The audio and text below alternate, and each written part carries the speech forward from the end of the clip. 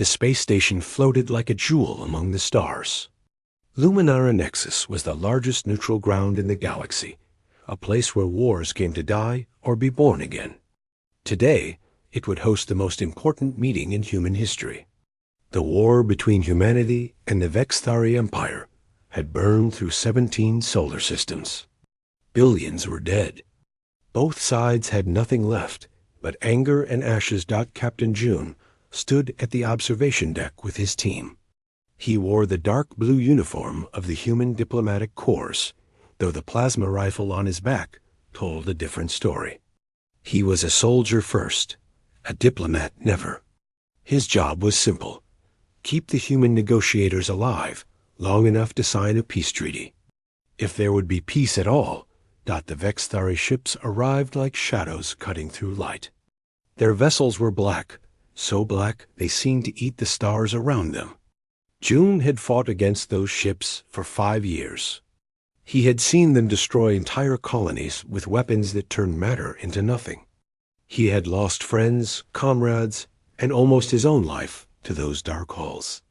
Now he had to stand here and smile while their delegation boarded the station. Lieutenant Hannah moved beside him. She was young but sharp, with eyes that missed nothing. "They're coming through the main dock," she said quietly. "Should we position snipers?" June shook his head. "No weapons visible. This is supposed to be peace, remember?" "Peace," Hannah repeated the word like it tasted bitter. "My brother died at New Sol. I remember what their peace looks like." June understood. Everyone in this station carried ghosts. That was why peace was so hard. The dead demanded revenge, not forgiveness. The Vexthari delegation entered the main hall. They were tall, taller than humans, with skin that shimmered like crystal in certain light. Their faces were angular, beautiful in a way that felt wrong to human eyes. Too perfect, too cold. They moved in formation, disciplined and silent. At their center walked someone different. She was completely covered in flowing veils of midnight blue. The fabric moved around her like water, hiding everything. Even her hands were gloved. Even her face was masked behind layers of dark cloth. She was shorter than the other Vexthari, and she moved carefully, as if the ground beneath her might break at any moment. "That's her," Hannah whispered. "The Veiled Princess. Princess Ariavel." June had heard the stories. Everyone had. The princess who was too horrible to look at. The cursed daughter of the Vexthari Emperor. 3 diplomatic guards had been assigned to protect her during previous peace attempts. All 3 had died in strange accidents. Suffocated in their sleep. Crushed by falling equipment. Burned by systems that suddenly overloaded. After the 3rd death, no one would volunteer to guard her anymore. The crowd in the hall parted as she walked. Humans and other alien species pressed themselves against the walls, their fear obvious. Even her own people kept distance from her. She was alone in a room full of thousands. The Galactic Council representative, an ancient being called Elder Kreese, raised all 4 of his arms for silence. His voice boomed through translators. By ancient law, each delegation must provide a guardian for the other's chief negotiator. This ensures trust and prevents assassination. The Vexthari have offered Guardian Lady Myra to protect Ambassador Tay of humanity. Humanity must now choose who will guard Princess Ariavel. Silence fell like a stone. June watched the human military commanders. Not one moved. He saw Admiral Soong, the highest-ranking officer present, actually take a step backward. These were warriors who had faced death 100 times, and they were afraid of a veiled girl who had never even spoken to them. "Will no human accept this honor?" Elder Kreese asked. The disappointment in his voice was clear. More silence. June felt something twist in his chest. He thought about all the speeches the human leaders gave about courage and honor. He thought about the propaganda that called humans the bravest species in the galaxy. And here they all stood, terrified of a girl in a veil. he also thought about something else. He remembered a moment during the siege of Andromeda. He had found a Vexthari soldier trapped under rubble, dying slowly. The soldier had been so young, younger than Hannah. The soldier had cried. Not in words June could understand, but the sound of fear and pain needed no translation. June had stayed with that soldier until the end, holding their crystal in hand. Enemies were still people. He had never forgotten that. June stepped forward. "I'll do it." Every head turned toward him. Hannah grabbed his arm. "Captain, you can't be serious." "I'm serious," June said. He walked toward the center of the hall, his boots loud against the metal floor. He stopped 3 meters from the princess and bowed, military style. "Captain June of the Human Diplomatic Corps. I volunteer to serve as guardian to Princess Ariavel." The hall erupted in whispers. Some human officers shouted at him to reconsider. Some called him a fool. Ambassador Tay looked furious, but he couldn't refuse without insulting the Vexthari delegation. Elder Kreese nodded slowly. "Let it be recorded. Captain June accepts the guardianship." June approached the princess. Up close, he could see her better. She was trembling. Just slightly, but it was there. Her gloved hands were clasped together tightly. When she spoke, it was through a mechanical translator that made her voice sound hollow and distant. "3 before you have died," she said. "I do not wish for a 4th death." "Then I'll try not to die," June replied simply. She tilted her head, studying him through the veils. He couldn't see her eyes, couldn't see anything of her face, but he felt her attention, like weight. "Why did you volunteer? Are you seeking glory? A promotion?" "No," June said. "I volunteered because someone had to, and everyone else was too afraid. Fear is what started this war. I'm tired of letting fear make decisions." The princess was silent for a long moment. Finally, she said, "You are either very brave or very foolish, Captain June." "Probably both," June admitted. For the first time, he heard something new in her mechanical voice. It might have been surprise. It might have been the beginning of respect. She turned and walked toward the diplomatic quarters, and June fell into step behind her. His new duty had begun. Behind him, Hannah watched with worried eyes. Admiral Soong shook his head in disgust. The other humans muttered about suicide missions and wasted lives. But June didn't look back. He had made his choice. Whatever happened next, he would face it standing beside the princess that everyone feared, the girl who trembled beneath her veils, the person no one else had chosen to see. The first 3 days were terrible. The peace talks happened in a grand chamber with a circular table large enough for 50 delegates. Humans sat on one side, Vexthari on the other, and neutral species tried to keep them from killing each other with words. Every session ended the same way, shouting, accusations, and nothing accomplished. June stood behind Princess Ariavel's chair throughout every meeting. She never sat back. She kept her spine straight, her veiled head held high, even when human delegates called her people monsters and murderers. She never responded with anger. She just sat there, silent and still, like a statue carved from dignity. But June noticed things. When Ambassador Tay spoke about the orbital bombardment of New Sol, about the million civilians who burned, the princess's gloved hands tightened on the armrests. When the Vexthari Lord Commander described the human attack on their breeding worlds, she lowered her head slightly. She felt the weight of these crimes. Both sides. All the death. He also noticed the accidents.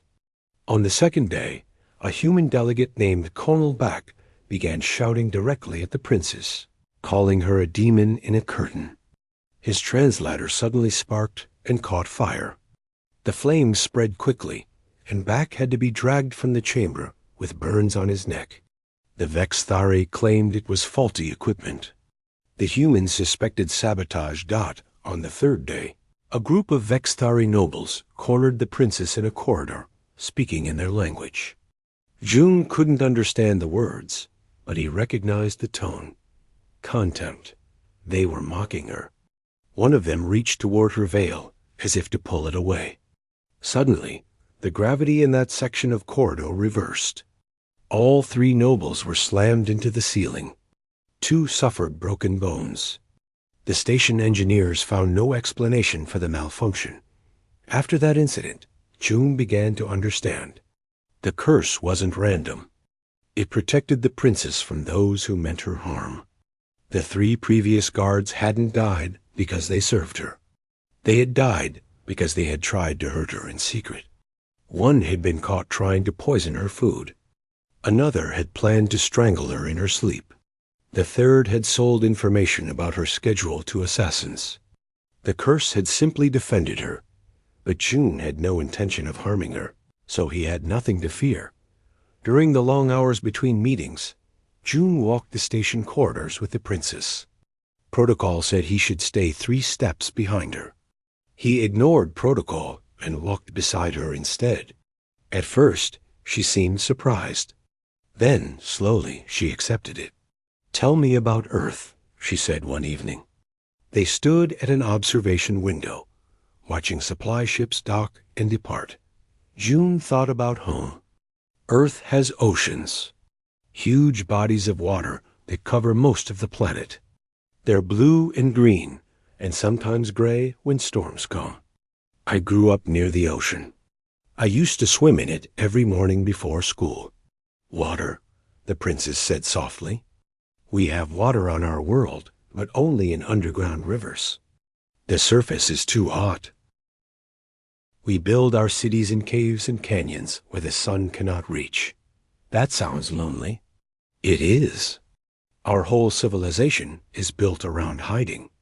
Hiding from heat. Hiding from enemies. Hiding from each other.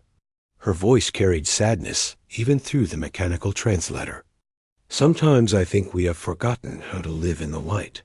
June wanted to tell her that she didn't have to hide, at least not from him, but the moment passed. Lady Myra, the princess's chief attendant, arrived to escort her back to her quarters. The older Vexthari woman gave June a look that might have been warning or might have been approval. He couldn't tell. Lieutenant Hanna confronted him that night in the human barracks. "You're getting too close to her, Captain. People are talking. They say you've been compromised." "Compromised?" June sat on his bunk, cleaning his rifle. "I'm doing my job. I'm keeping her safe. Your job is to protect our delegation, not to become friends with the enemy's princess." Hanna's voice was sharp with frustration. "What happens when this peace summit fails?" "Because it will fail, sir. It always fails.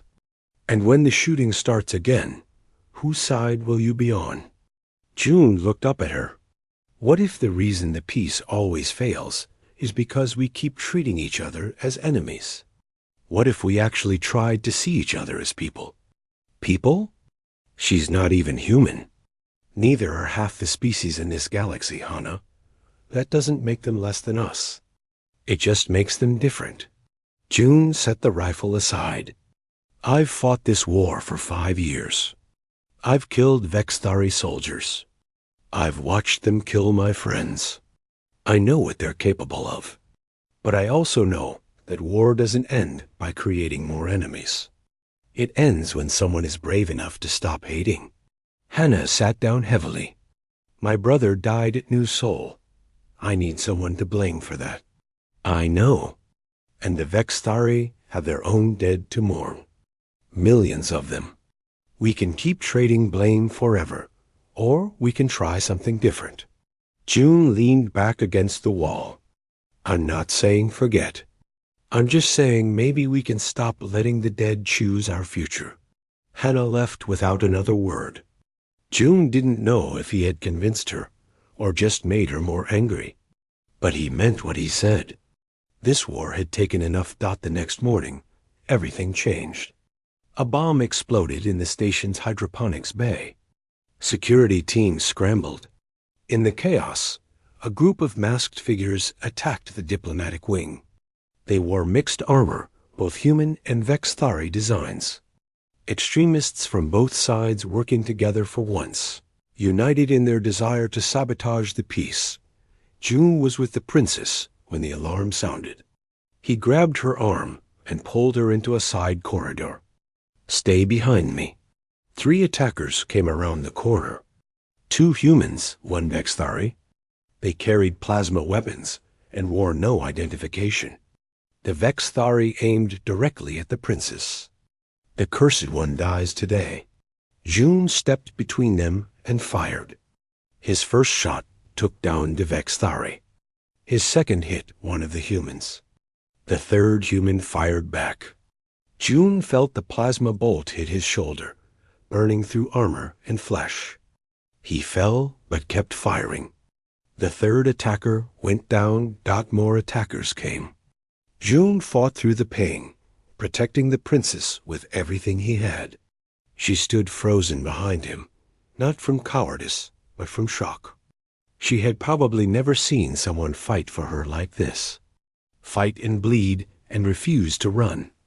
Station security finally arrived with Hannah leading them. They secured the corridor and called for medical teams.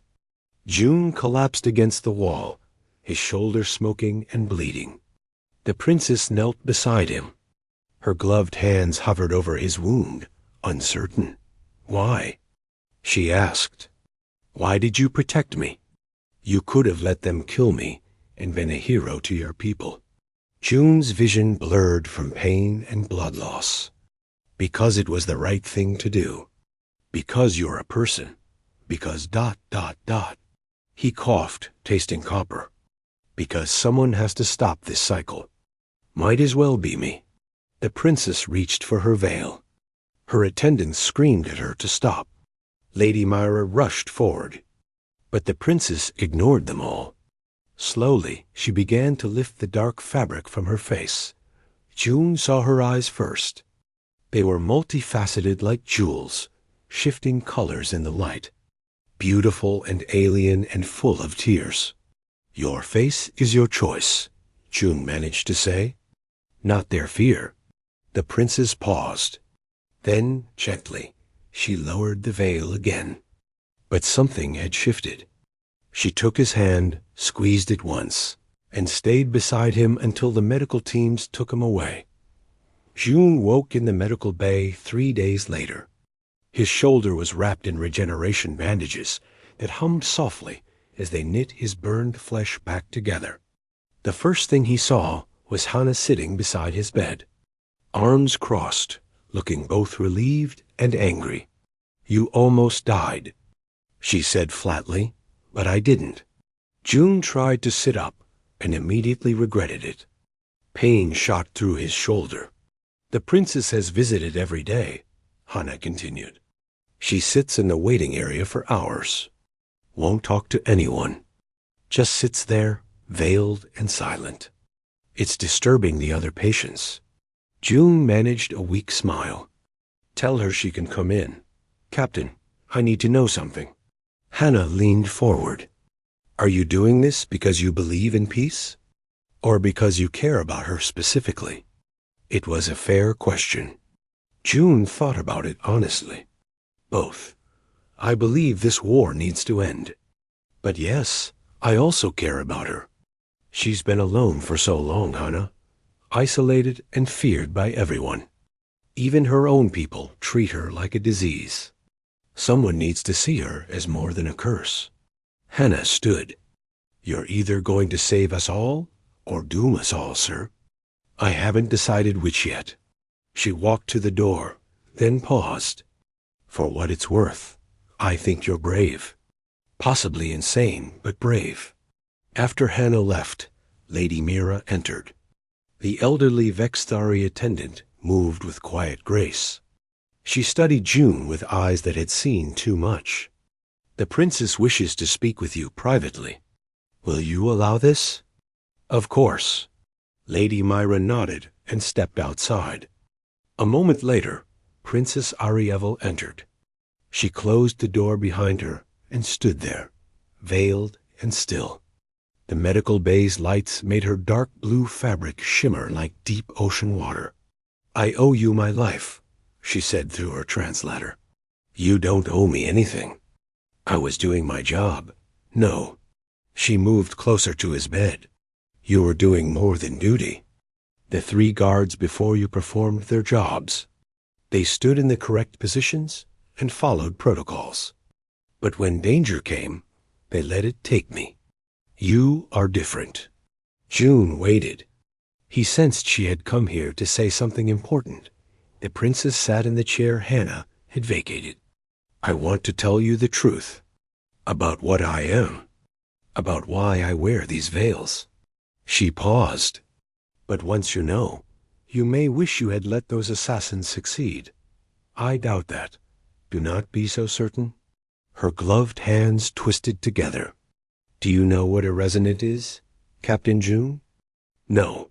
Among my people, 1 in every million is born with a connection to what you call quantum fields.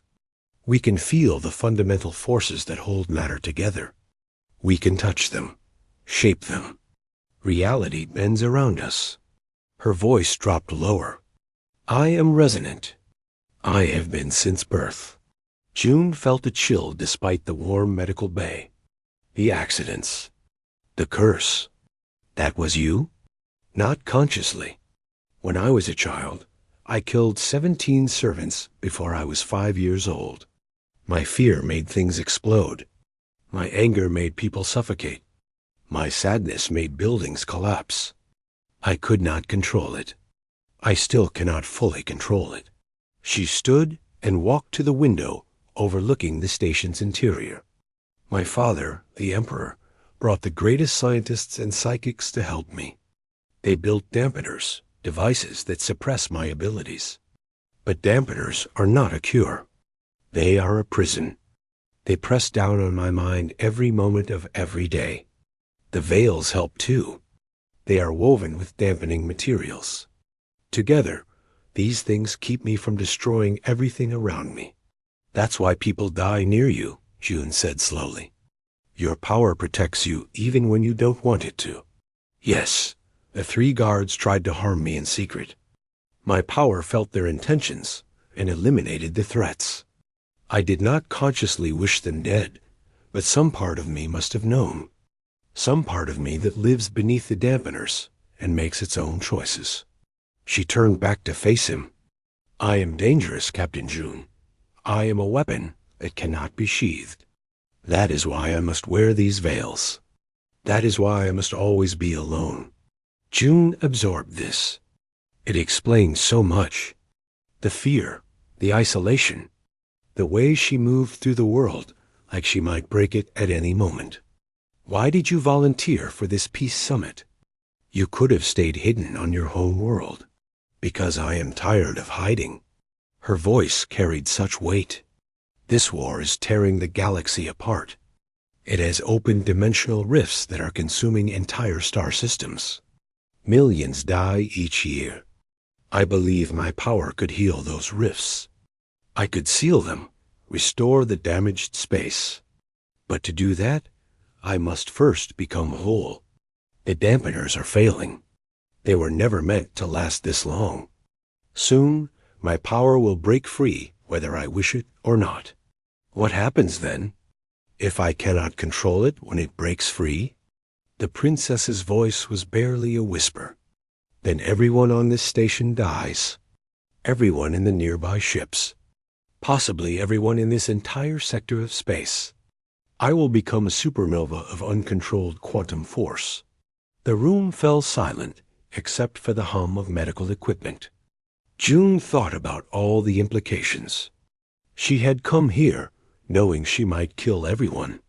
She had come here anyway, because the potential reward was ending the war forever. Is there a way to safely remove the dampeners? He asked. My scientists believe so. It would require isolation, careful monitoring, and time. Time we do not have. The dampeners will fail within weeks. Already they crack more each day. June made a decision that any sane person would call madness. Then we remove them now, controlled, before they fail on their own. The princess stepped back. You cannot be serious. The risk is enormous. You could die. Everyone could die. We could also save everyone. You said your power could heal the dimensional rifts. That means you're not just dangerous. You're hope. June pushed himself up, ignoring the pain in his shoulder. I believe you can control it if someone helps you. If someone believes in you. Why would you risk so much for me? Because that's what friends do. The word hung in the air between them. Friends. A human and a Vexthari princess. A soldier and a cursed royal. It should have been impossible. But standing there in that medical bay, it felt like the most natural thing in the universe.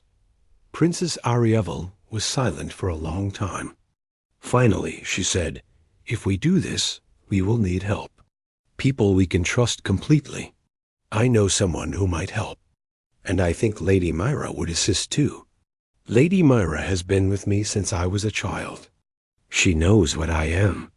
She has never told anyone. The princess looked at him through her veils. If we fail, Captain June, history will remember us as the ones who destroyed the Peace Summit and killed thousands. And if we succeed, history will remember us as the ones who ended a war. June extended his good hand toward her. I'm willing to take that chance if you are. The princess looked at his offered hand. Slowly, hesitantly, she reached out and took it. Even through her glove and his bandages, he could feel her trembling. Not from weakness. From the courage took to hope again after years of despair. Then let us begin, she said. The Peace Summit collapsed on the 7th day. News arrived that changed everything.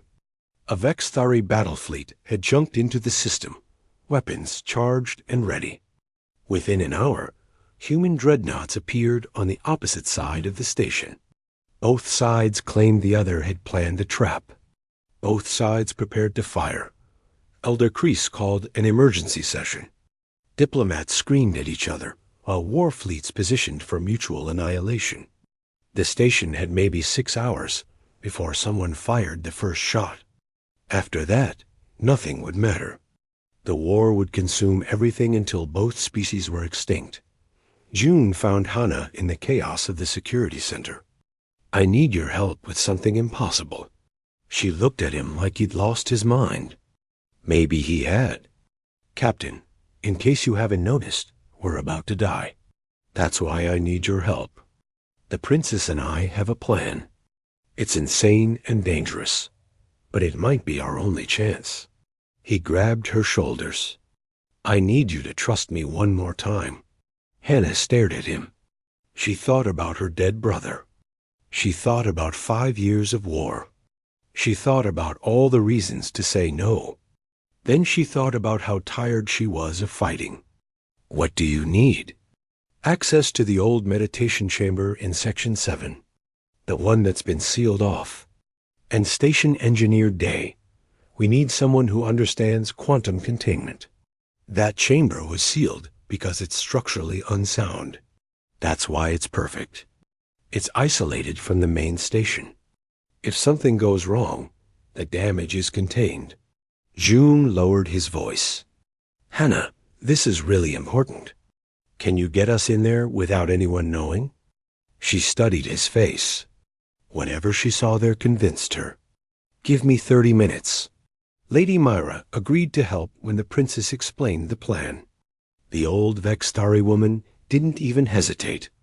I have served you since you were born, princess. I watched you suffer under those dampeners for decades. If there is even a small chance you might be free, I will help you take it. Day was harder to convince. The station engineer was practical and cautious. You're talking about intentionally triggering a quantum resonance event inside my station. Do you understand what that means? It means contained chaos, June said. We set up barriers. You monitor from outside. If it looks like it's spreading beyond the chamber, you seal it completely. Seal it with you inside? If necessary, yes. Day looked at the princess, then back at June. Finally, he sighed. I must be as crazy as you are. I'll do it. But I'm bringing every containment field generator we have. They gathered in the old meditation chamber 2 hours before the predicted fleet engagement. The room was circular with a domed ceiling covered in ancient symbols from a dozen different faiths. It had been built as a place of peace. Now it would either be the birthplace of hope or a tomb. Day set up quantum field monitors around the chamber's perimeter. Hannah and Lady Myra positioned themselves at the only entrance, ready to seal it if necessary. Inside the chamber, June stood alone with Princess Ariavel. Last chance to change your mind, she said through her translator. Not a chance. June smiled at her. Let's do something impossible. The princess nodded.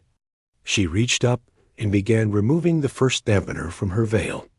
It was a small disk, barely visible, but when it came free, the air in the chamber seemed to vibrate. She handed it to June. He could feel it humming in his palm like a captive heartbeat. There are 17 dampeners total, she said. Each one I remove will make this harder to control. She removed the second. Reality rippled. June saw the walls of the chamber shimmer and fade, replaced for a moment by impossible geometries that hurt to look at. Then they snapped back. The princess gasped. Keep going, June said. I'm right here. Third dampener. Fourth. Fifth. The air turned thick like honey. Gravity began to fluctuate. June felt his feet lift slightly off the ground, then slam back down.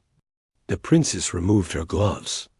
Her hands were crystalline and beautiful, but they glowed with internal light that pulsed with each heartbeat. 6th, 7th, 8th.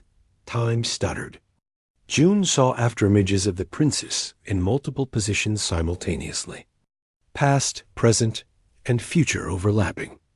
The walls began to weep light. Liquid luminescence ran down the ancient symbols like tears. Stay with me, June called out. You're doing great. 9th, 10th. The princess began to scream. Not from pain, but from the sheer overwhelming force of power flooding through her. She tore away 3 more dampeners at once. The chamber exploded into chaos. Matter and energy danced together. The floor became ceiling. The ceiling became void. June felt himself pulled in 17 different directions at once. Through it all, he fought his way toward her. The quantum storm tried to tear him apart. His skin felt like it was being rewritten at the atomic level. But he pushed forward, one impossible step at a time. Ariavel. He couldn't hear his own voice. Sound had become color. Color had become emotion. But he thought her name as hard as he could. You are not this power. You control it. It doesn't control you. He reached her finally. She floated in the center of the maelstrom, her body shimmering between solid and energy. The last few dampeners fell away. The full force of her resonant abilities erupted like a newborn star. June grabbed her hands. Human flesh and crystalline alien light joined in the heart of impossible forces. Look at me, see me. I'm real. You're real. We're both real, and we're both here. For a moment, he thought they were lost. The power was too much. It would consume them both and spread out, destroying everything. But then he felt her squeeze his hands, felt her presence solidify, felt her consciousness grab hold of the wild quantum forces and pull them inward, not suppressing them, but accepting them. The princess opened her eyes fully for the first time in 20 years. She saw June, saw the chamber, saw herself. She saw the power flowing through her, not as a curse, but as part of who she was. And she chose to be whole. The chaos folded inward. The impossible geometries resolved. Time snapped back into its proper flow. When the light finally faded, they stood in a damaged but intact chamber, still holding hands. But June felt something else. Through his connection to the princess, he felt the entire system. Felt the two fleets facing each other, fingers on triggers, seconds from firing. Felt the hatred and fear, driving them toward mutual destruction. "The fleets," he said urgently. "Can you reach them?" Princess Arievel looked upward, though there was only stone and metal between her and the void of space. "I can feel them. All of them. Every mind. Every weapon. Every moment of terror and anger." She closed her eyes. "I can do more than reach them. I can show them." Her power flowed outward like a wave. It passed through the station, harmless as moonlight. It touched the human dreadnoughts and the Vex-Thari battle cruisers. It reached into the command centers and the weapons bays and the hearts of every soldier who thought they had to kill or be killed, and it gave them a gift. For one perfect moment, every human felt what it was like to be Vex-Thari. Every Vex-Thari felt what it was like to be human. They felt each other's fear, each other's loss, each other's desperate hope for a future where their children didn't have to die in endless war dot in the command center of the human flagship. Admiral Soong felt tears on her face and didn't know why. In the Vex-Thari Emperor's vessel, ancient warriors lowered their weapons and wept for the first time in their long lives. The missiles that had been armed became flowers. Crystalline and metal, impossible and beautiful. They bloomed in the void like a garden growing from the seeds of almost destruction. The energy weapons discharged as pure light, harmless as dawn. No one fired a shot. In the silence that followed, something fragile and precious was born. Understanding. Not forgiveness yet, maybe never forgiveness for some. But understanding that the enemy was also afraid, also tired, also desperately wanting to go home. In the meditation chamber, Princess Arievel collapsed. June caught her before she hit the ground. She was still veiled, but the fabric had become translucent from the energy discharge. He could see her face clearly now. Crystalline skin, multifaceted eyes like galaxies folded into jewels. Features that were alien, but somehow achingly human in their vulnerability. Did it work? She whispered. June listened. The station alarms had gone silent. No weapons firing. No explosions. Just silence and the distant sound of ships standing down. "It worked," he said. "You did it. You stopped the war." The news spread through the station like wildfire. The veiled princess had revealed her power. She was a resonant of unprecedented strength. She had stopped two fleets from destroying each other without firing a single shot. Some called it a miracle. Some called it a nightmare. Everyone wanted answers. Princess Arievel stood before the full Galactic Council 3 days later. This time she wore no veils. Her crystalline face caught the chamber lights and scattered them into rainbows across the walls. Her multifaceted eyes reflected every person watching her. She was beautiful and terrifying, and completely, finally free. June stood beside her, not behind. His shoulder was still healing, but he refused to stay in the medical bay. This was too important. Hannah stood on his other side, her hand resting on her sidearm, ready to defend them both if necessary. Lady Myra waited with the Vex-Thari delegation, her ancient eyes proud. "I am Princess Arievel, daughter of Emperor Tar of the Vex-Thari." She spoke without the translator now. Her real voice was like crystal chimes, melodic and strange. "I am resonant. I have been cursed and hidden and feared all my life. No more." The chamber erupted in whispers. Elder Kreese raised his arms for silence. "Princess, you stand accused by some of using forbidden powers to manipulate sovereign military forces. How do you answer?" "I did not manipulate. I showed truth." Arievel stepped forward. "For one moment, I allowed enemies to feel each other's fear and hope. I gave them understanding they could not reach on their own. That is not control. That is compassion. A human senator stood, his face red with anger. You invaded our minds. You violated our soldiers. I saved your soldiers, Arievel replied calmly. In 10 seconds, both fleets would have fired. In 20 seconds, every ship would have been destroyed. In 1 hour, the battle would have spread to nearby colonies. In 1 week, your war would have killed another 1 billion souls. I prevented that by forcing them to feel alien emotions. I forced no one. I offered a bridge. Each person chose whether to cross it. The princess looked directly at the senator. Tell me, would you prefer I had done nothing? Would you prefer your grandchildren inherit a galaxy of ash and ruin? The senator sat down, unable to answer. Elder Kreese studied the princess carefully. You claim your power can do more than stop violence. You claim you can heal the dimensional rifts this war has created. Can you demonstrate this? I can. The Terminus Rift is only 2 days' travel from here. It has been consuming space for 3 years. I can seal it, and if you fail, then the rift will continue growing until it devours this entire sector. Arievel's voice carried no fear, only certainty.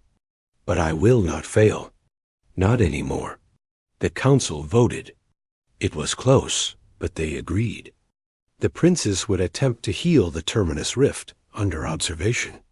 If she succeeded, the Galactic Council would formally recognize her power as legitimate. If she failed, well, they would all be dead anyway. But before the mission could begin, another ship arrived at the station. It was the Emperor's personal vessel, larger than 3 dreadnoughts combined, gleaming with the dark beauty of Vexthari design. Emperor Tar himself had come. The meeting between father and daughter was private. June and Lady Myra waited outside the chamber, while history reshaped itself behind closed doors. They could hear raised voices, but not words. The meeting lasted 2 hours. When the doors opened, both Emperor and Princess emerged. The Emperor was old, far older than he appeared, with eyes that had seen empires rise and fall. He looked at his daughter with an expression too complex for any one emotion. My daughter has reminded me of something I forgot long ago, he said to the assembled witnesses. That fear makes cowards of us all. I locked her away because I feared her power.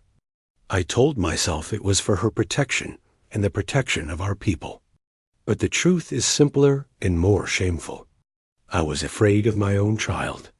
Princess Arievel stood beside him, her face unreadable. My father has agreed to support the peace process. More than that, he has agreed to step aside. The Vexthari need new leadership for a new era.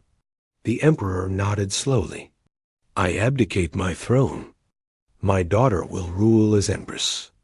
She has proven herself wiser and braver than I ever was. He placed his hand on her shoulder, the first time he had touched her since she was a child. I am sorry, Arievel, for all the years, for all the pain. She did not forgive him. Not yet, maybe not ever. But she accepted his apology with grace. The future matters more than the past. Let us build something better together. The journey to the Terminus Rift was tense. Both human and Vexthari ships escorted the princess's vessel, a show of fragile new cooperation. June stayed at her side throughout. She no longer needed a guard, but she wanted him there anyway. They had become something more than guard and ward. They were partners. The rift was worse than any of them expected. A tear in space itself, bleeding impossible colors and releasing radiation that existed in dimensions human sensors couldn't measure.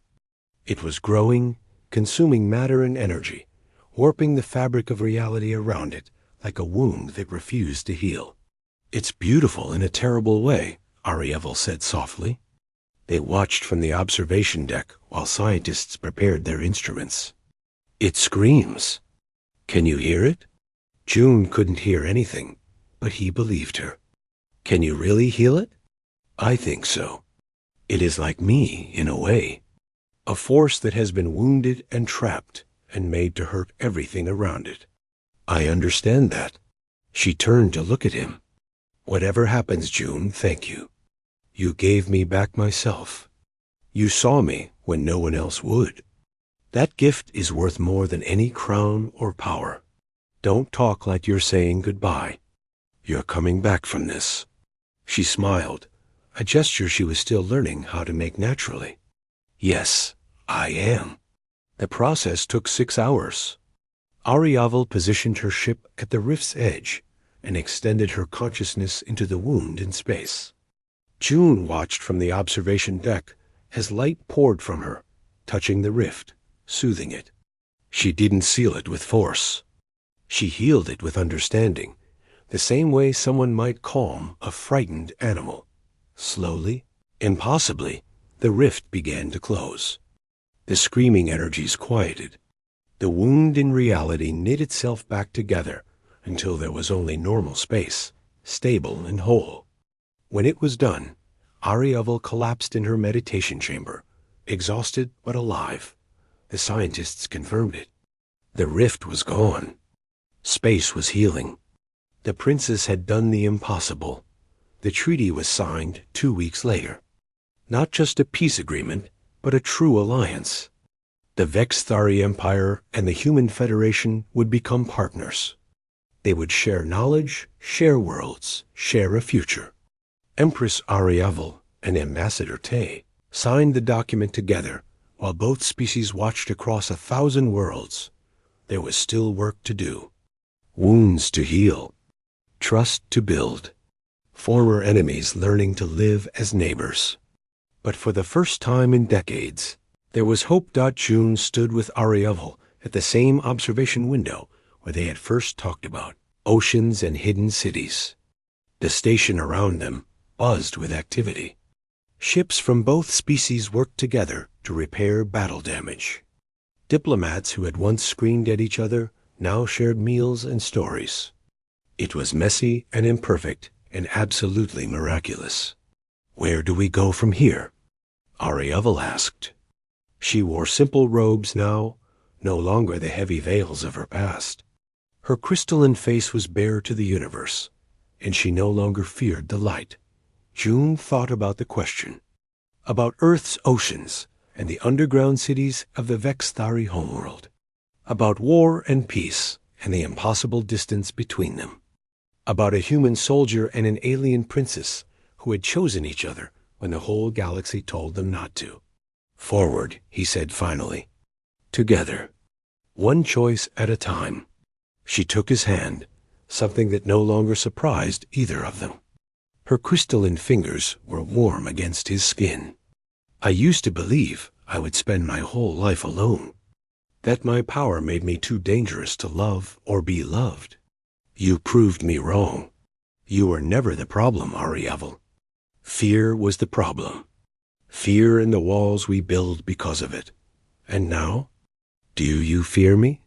June looked at her, at this being who could reshape reality with a thought, who had stopped the war and healed the wound in space itself. I fear what might have happened if I hadn't stepped forward that day. If I had let fear choose for me like everyone else. That's the only fear I have now. Around them, the station continued its transformation. Human engineers working alongside Vexthari technicians.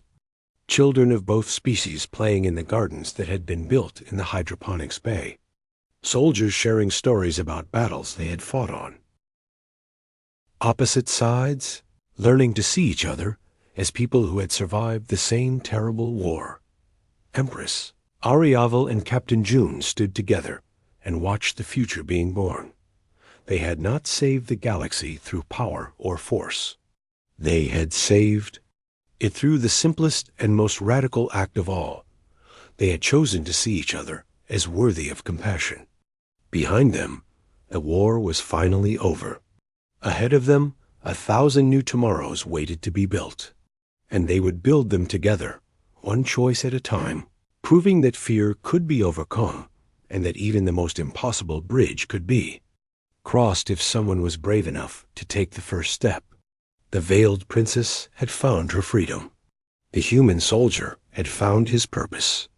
And together, they had given the galaxy something it had forgotten how to believe in: hope.